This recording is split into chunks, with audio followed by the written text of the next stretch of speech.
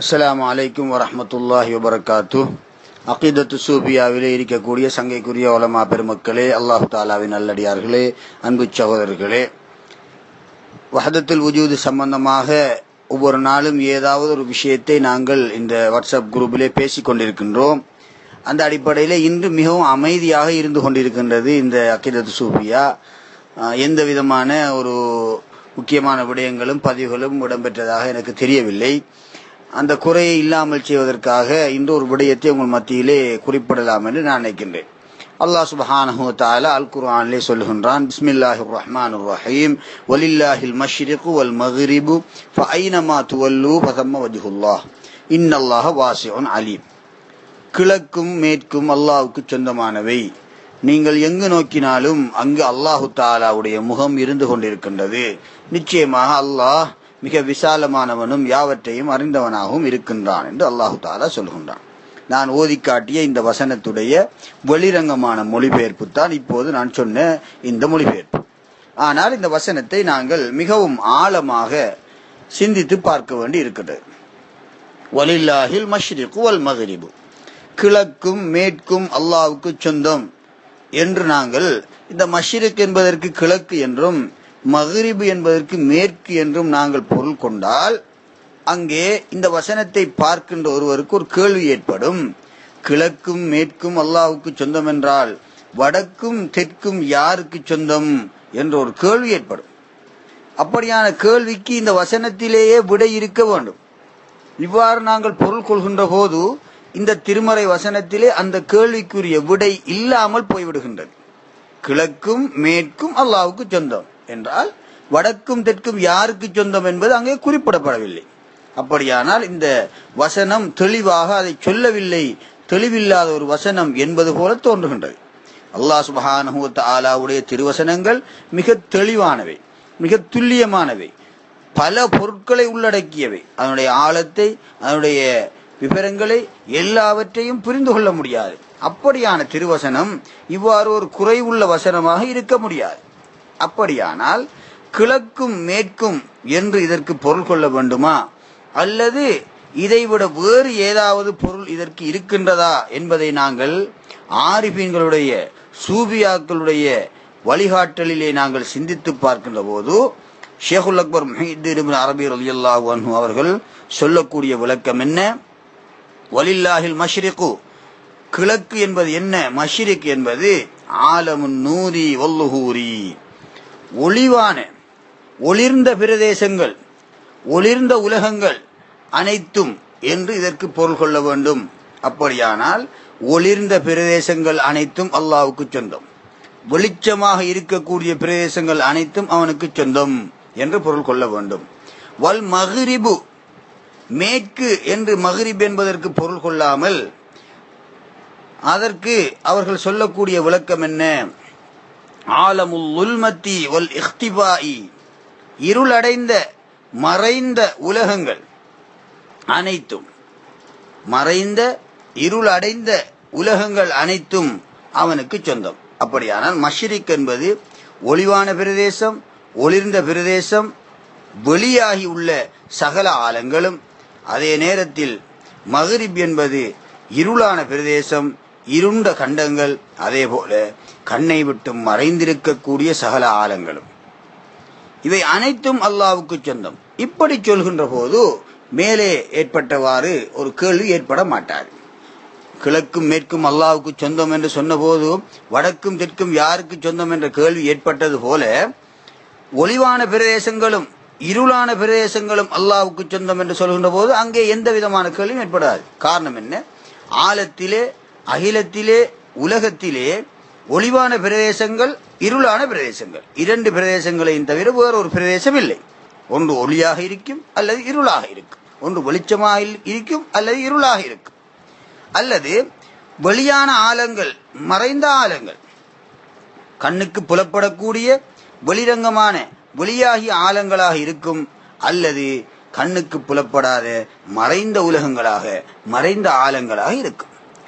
இந்த சகல ஆழங்களும், மறைந்த ஆழங்களும் வெளியாகிய ஆழங்களும், இருளான பிரதேசங்களும் ஒளியான பிரதேசங்களும் அல்லாஹ்வுக்கே சொந்தம் என்று சொல்கின்ற போது எந்த விதமான ஆட்சேபனையும் எப்படியான ஒரு வினாவும் அங்கே ஏற்பட முடியாது. எனவே சகல ஆலங்களும் அல்லாஹ்வுக்கு சொந்தம் என்று அல்லாஹ் சுப்ஹானஹு வ தஆலா சொல்வதற்கு மிகவும் நாகரிகமான முறையிலே வலில்லாஹில் மஷ்ரிகு வல் மக்ரிபு என்று அல்லாஹ் தஆலா சொல்லுகின்றார். அப்படியானால் சகல ஆலங்களும் அல்லாஹ்வுக்கு சொந்தம்.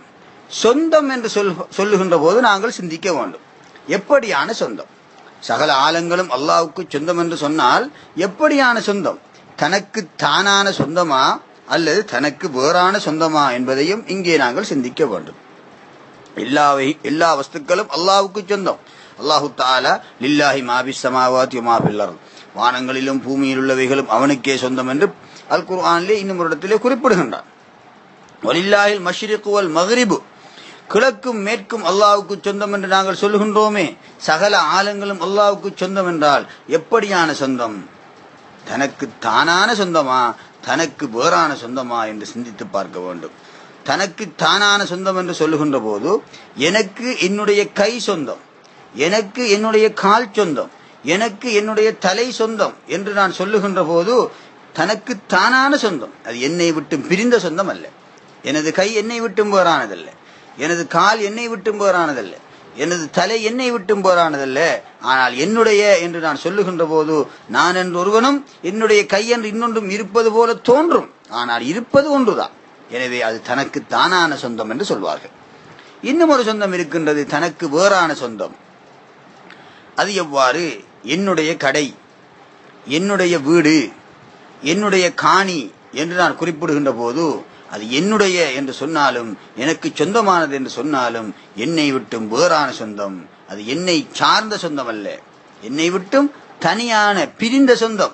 என்னுடைய கடை என்பது எனக்கு வேறானது, என்னுடைய காணி என்பது எனக்கு வேறானது, என்னுடைய வீடு என்பது எனக்கு வேறானது.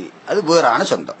இப்படி அல்லாஹ் சுப்ஹானஹு வ தஆலாவுக்கு இந்த உலகங்கள், இந்த ஆலங்கள், இந்த சிருஷ்டிகள் சொந்தமாக இருக்கின்றதே. எப்படியான சொந்தம்? தனக்கு தானான சொந்தமா தனக்கு வேறான சொந்தமா? தனக்கு தானான சொந்தமாகத்தான் இருக்க வேண்டும். தனக்கு வேறான சொந்தம் என்று சொல்லுகின்ற போது அல்லாஹ் என்ற ஒரு உள்ளமையும் அவனுக்கு சொந்தமான வஸ்து என்று இன்னொரு உள்ளமையும், இரண்டு உள்ளமைகள் ஏற்பட்டுவிடும். இது ஒரு விடயம். இவ்வாறு ஏற்படுகின்ற போது இது ஷிர்க். அல்லாஹ்வுடைய உள்ளமைக்கு சமனான இன்னொரு உள்ளமை இருப்பதாக நாங்கள் கொள்கின்ற போது அங்கே ஷிர்க் ஏற்பட்டுவிடும். எனவே சிருஷ்டி என்பது மாயை, உள்ளமை இல்லாதது. அல்லாஹ்வுடைய உள்ளமைதான் சிருஷ்டியாக தோற்றுகின்றது, அவனுடைய தாத்து தான் சிருஷ்டியாக தோற்றுகின்றது என்பதை நாங்கள் புரிந்து வைத்திருக்க வேண்டும். அப்படியானால் அவனுக்கு தானான சொந்தமாகத்தான் இந்த சகல ஆலங்களும் இருந்து கொண்டிருக்கின்றன என்பதை நாங்கள் இந்த வசனத்திலே இருந்து புரிந்து கொள்ள முடியும். அவனுக்கு வேறான சொந்தம் என்று நாங்கள் நினைத்துக் கொண்டோமே ஆனால் அல்லாஹ் என்ற உள்ளமையும் சகல ஆலங்களும் அல்லது படைப்புகள் சிருஷ்டி என்ற இன்னொரு உள்ளமையும் இருப்பதாக நாங்கள் நினைத்து ஷிர்கனும் குழியில் நாங்கள் விழ வேண்டிய ஒரு சூழல் ஏற்படும். அதே போல இந்த வசனத்திலே இன்னும் ஒரு விடயத்தையும் நாங்கள் கவனிக்க வேண்டும். அல்லாஹ்வுக்கு இந்த சகல ஆலங்களும் சொந்தம் என்று சொல்லுகின்ற போது இந்த சொந்தம் அல்லாஹ் சுப்ஹானஹு வ தஆலாவுக்கு பூர்வீகமாக உள்ளதா அல்லது புதிதாக வந்ததா? அதாவது அல்லாஹ்வுக்கு இந்த சொந்தம் கதீமாக எப்போதும் ஆதி அந்தமற்ற நிலைமையிலே பூர்வீகமாக அவனுக்கு உள்ள சொந்தமா அல்லது அவன் சிருஷ்டியை எப்போது படைத்தானோ அதை படைத்த பின்னர் அவனுக்கு ஏற்பட்ட சொந்தமா என்பதை நாங்கள் சிந்தித்து பார்க்க வேண்டும். அல்லாஹ் சுப்ஹானஹு வ தஆலாவுக்கு எந்த ஒரு வஸ்துவும் புதிதாக சொந்தமாக ஆகுவதில்லை. எந்த ஒரு வஸ்துவும் அவனுக்கு புதிதாக சொந்தமாக ஆகுவதில்லை. எந்த ஒரு தன்மையும் அவனுக்கு புதிதாக உருவாவதில்லை. எந்த ஒரு வஸ்துவும் அவனுக்கு புதிதாக சொந்தமானதல்ல. காரணம் என்ன? அது அல்லாஹ்வுக்கு, அவனுடைய தன்மைக்கு, அவனுடைய பரிபூர்ண தன்மைக்கு அது மிகவும் ஒரு குறைபாடான ஒரு நிலைமை. அல்லாஹ் சுப்ஹானஹு வ தஆலாவுடைய தாத்தை பொறுத்து அவனுடைய தாத்திலே எந்த விதமான அதிகரிப்பும் எந்த விதமான குறைபாடும் ஏற்படுவதில்லை. எந்த விதமான சொந்தமும் அல்லது எந்த விதமான ஒரு பிரிவும் அவனுக்கு ஏற்படுவதில்லை. அப்படியானால் மிகவும் ஆழமாக சிந்திக்க வேண்டும். சகல ஆலங்களும் அவனுக்கு எப்போதிருந்து சொந்தமாக இருக்கின்றது? எப்போதும் அவனுக்கு சொந்தமாகத்தான் இருக்கின்றது. ஆதி அந்தமற்ற நிலையிலே, பூர்வீகமான நிலையிலே அவனுடைய தாத்துக்கு எப்போதும் அசலியத்தாக, அபதியத்தாக எப்போதுமே அவனுக்கு சொந்தமாகவே இருக்க வேண்டும். அப்படியானால் சிருஷ்டிகளை அவன் வெளியாக்கும் முன்னர், சிருஷ்டிகளாக அவன் தஜல்லியாகும் முன்னரும் அந்த சிருஷ்டிகள் அவனுக்கு சொந்தமாகவே இருந்திருக்க வேண்டும். சிருஷ்டியாக வெளியான பின்னர் சிருஷ்டி அவனுக்கு சொந்தமாகியது என்பதல்ல. சிருஷ்டியாக அவன் தஜல்லியாவதற்கு முன்னரும் சகல சிருஷ்டிகளும் அவனுக்கு தனக்கு தானான சொந்தமாகவே இருந்திருக்க வேண்டும். எனவே இந்த சகல ஆலங்களும் அவனுக்கு கதீம் என்ற அடிப்படையிலே, பூர்வீகமான அடிப்படையிலே சொந்தமானவைதான். அவனுடைய தாத்துக்கு வேறானவை அல்ல, அவன் தானானவைதான். புதிதாக ஏற்பட்ட சொந்தம் அல்ல, பூர்வீகமான சொந்தம்தான். அவனுடைய தாத்திலேதான் அந்த சிருஷ்டிகள் அனைத்து பிரிந்தன. இப்போதும் அவனுடைய தாத்திலேதான் இருக்கின்றன. அவனுடைய தாத்து தான் சிருஷ்டியாக தோற்றுகின்றது. எனவே இந்த தோற்றத்தை அவன் தஜல்லியை எடுப்பதற்கு முன்னரும் அந்த சிருஷ்டிகள் அவனாகத்தான் இருந்தன. இந்த தோற்றத்தை எடுத்த பின்னரும் சிருஷ்டிகள் அவனாகத்தான் இருக்கின்றன. எனவே அவனுக்கு வேறான சொந்தம் அல்ல, அவனுக்கு தானான எப்போதுமுள்ள சொந்தமாகவே இந்த சிருஷ்டிகள் இருக்கின்றன. எனவே வலில்லாஹில் மஷ்ரிக்கு வல் மக்ரிபு, இருண்ட கண்டங்களும் ஒளியான கண்டங்களும் அல்லாஹ் சுப்ஹானஹு வ தஆலாவுக்கு எப்போதும் ஆதி அந்த மற்ற நிலையிலே அது தனக்குத்தானான சொந்தம், கதீமான சொந்தம் என்பதை புரிந்து கொள்ள வேண்டும். அப்படியானால் இந்த விஷயத்தை நாங்கள் புரிந்து கொண்ட பின்னர் தொடர்ந்து வரக்கூடிய வசனத்தை கவனிக்க வேண்டும். ஐனமா துவல்லு ஃபதம்ம வஜ்ஹுல்லாஹ், நீங்கள் எங்கு நோக்கினாலும் அங்கே இருப்பது என்ன? வஜ்ஹுல்லாஹ் ஐ தாத்துல்லாஹில் முத்தஜல்லியத்து பிஜமீஇ சிபாத்திஹி, அல்லாஹ் சுப்ஹானஹு வ தஆலாவுடைய தாத்து தான் இருக்கின்றது. இவ்வாறு நாங்கள் பொருள் கொண்டால்தான் முந்திய வசனத்துக்கும் இப்போது சொல்லக்கூடிய இந்த பிந்திய வசனத்துக்கும் ஒரு பொருத்தப்பாடு ஏற்படும். சகல ஆலங்களும் தனக்கு தானான சொந்தம். எனவே நீங்கள் எங்கு நோக்கினாலும் ஃபதம்ம வஜ்ஹுல்லாஹ், அங்கே இருப்பது அல்லாஹ்வுடைய தாத்துத்தான். சிலர் இதற்கு நீங்கள் எங்கு நோக்கினாலும் அங்கே அல்லாஹ்வுடைய திசைதான் இருக்கின்றது என்று சொல்கின்றார்கள்.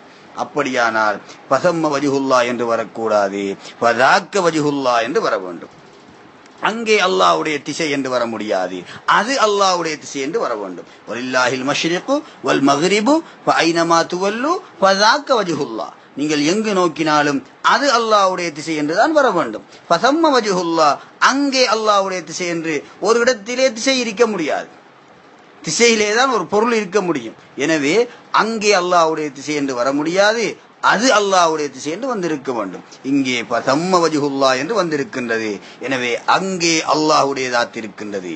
நீங்கள் எங்கு நோக்கினாலும் அங்கே இருப்பது வஜ்ஹுல்லாஹ். வஜ்ஹ் என்று சொல்லப்படுவது முகம் என்ற நேரடியான அர்த்தத்தை கொண்டாலும் அது தாத்துல்லாஹ், அல்லாஹ்வுடைய தாத்தை தான் குறிக்கின்றது என்று சூஃபியாக்கள் சொல்லுகின்றார்கள். எதை போல ஒரு மனிதனை நாங்கள் சொல்லுகின்றோம், நீ என்னுடைய வீட்டுக்கு வந்து உன்னுடைய தலையை காட்டிவிட்டு செல் என்று சொல்லுகின்றோம். இப்போது நாங்கள் நாடக்கூடிய பொருள் என்ன? அந்த மனிதன் முழுவதுமாக வந்து நம்மை சந்தித்து விட்டு செல்ல வேண்டும் என்பதற்காக நாங்கள் அவ்வாறு சொல்லுகின்றோம். இதை அரபியிலே சொல்லுவார்கள் இத்லாக்குல் ஜுஸ்இ வ இராதத்துல் குல்லி. இத்லாக்குல் ஜுஸ்இ, ஒரு ஜுஸ்வை வெளிப்படுத்தி, வ இராதத்துல் குல்லி, முழுமையை நாடுதல். ஒரு பகுதியை வெளிப்படுத்தி முழுமையை நாடுதல் என்று சொல்வார்கள். அந்த அடிப்படையிலே அல்லாஹ் சுப்ஹானஹு வ தஆலா மிக நாகரிகமான முறையிலே இந்த வசனத்தை அமைத்திருக்கின்றான். ஐனமா துவல்லு, நீங்கள் எங்கு நோக்கினாலும் ஃபதம்ம வஜ்ஹுல்லாஹ், அங்கே இருப்பது அல்லாஹ்வுடைய தாத்துத்தான். ஐ தாத்துல்லாஹில் முத்தஜல்லியத்து பிஜமீஇ சிபாத்திஹி, சகல சிவத்துகளையும் கொண்டும் வெளியாக இருக்கக்கூடிய அவனுடைய தாத்துத்தான் அங்கே இருக்கின்றது. நீங்கள் எங்கு நோக்கினாலும் அங்கே தெரிவது அவன்தான், அவனுக்கு வேறானது எதுவும் இல்லை என்று அல்லாஹ் சுப்ஹானஹு வ தஆலா இந்த வசனத்திலே வஹ்தத்துல் வுஜூதை, அவன்தான் சர்வமுமாக இருக்கின்றான், அவனை தவிர எதுவும் இல்லை, தோற்றுவது மாயை தோற்றம், உண்மையில் இருப்பது அவனுடைய தாத்துத்தான், அதை தவிர எதுவுமே இல்லை என்பதை மிக அழகாக இந்த திருமறை வசனத்திலே அல்லாஹு தஆலா சொல்லி காட்டுகின்றான் என்பதை நாங்கள் இந்த வசனத்திலே இருந்து புரிந்து கொள்ள வேண்டும். அல்லாஹ் சுப்ஹானஹு வ தஆலா நம் அனைவருக்கும் அருள் புரிவானாக. அஸ்ஸலாமு அலைக்கும் வரஹ்மத்துல்லாஹி வபரகாத்துஹு.